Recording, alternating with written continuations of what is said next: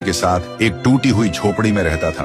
गरीबी इतनी थी कि कभी कभी नमक रोटी भी नसीब नहीं होती थी। भूख मिटाने के लिए पेड़ों के पत्तों का सहारा लेना पड़ता। फिर भी थुंग थुंग ने कभी चोरी का सहारा नहीं लिया। एक दिन थुंग थुंग थका हारा श्मशान के पास बैठा था। शाम ढल चुकी थी और हवा में जले हुए लकड़ों की बू थी। तभी उसे मिट्टी के नीचे से हल्की सी रोशनी चमकती दिखी। वह धीरे से उठा और मिट्टी खोदने लगा। कुछ ही देर में उसे जमीन के अंदर से एक पुराना सा लोहे का घंटी वाला दिया मिला। जैसे ही उसने उसे उठाया, एक भारी आवाज गूंजी, जो भी इस दिए को जगाएगा उसकी हर इच्छा पूरी होगी, लेकिन बदले में उसकी सबसे प्यारी चीज चली जाएगी। थुंग थुंग का दिल जोर जोर से धड़कने लगा।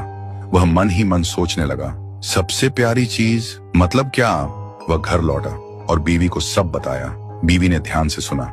उसकी आंखों में डर भी था और थोड़ी सी उम्मीद भी। फिर बोली, 3 दिन से बच्चा भूखा है, क्यों ना पहले खाना मांग ले।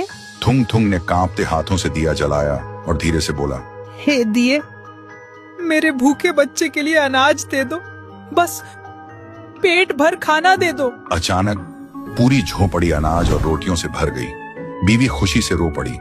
लेकिन उसी रात थुंग थुंग ने देखा उसका बच्चा चुपचाप कोने में बैठा है और उसे पहचान नहीं रहा। सुबह तक बेटा उसका नाम भूल चुका था। थुंग थुंग टूट गया, लेकिन घर में अनाज था और भूख खत्म हो चुकी थी। उसने खुद को समझाया, बाद में बच्चे का इलाज करवा लूंगा। फिर उसने सोचा, एक और बार इस्तेमाल कर लेता हूँ। इस बार उसने मांगा, हे दिए, पक्का मकान और दुकान दे दो। पलक झपकते ही टूटी झोपड़ी की जगह एक सुंदर पक्का घर बन गया और बगल में भरी हुई दुकान खड़ी थी। थुंग थुंग खुशी से बीवी के पास दौड़ा, लेकिन उसने देखा उसकी बीवी पत्थर की मूर्ति बन चुकी थी।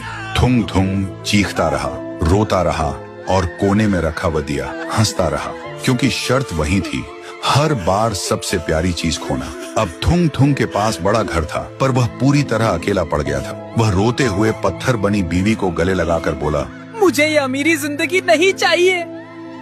मेरी बीवी और बच्चे को पहले जैसा कर दे, भले ही हम भूखे रहें। दिए की हंसी अचानक रुक गई। एक तेज रोशनी हुई।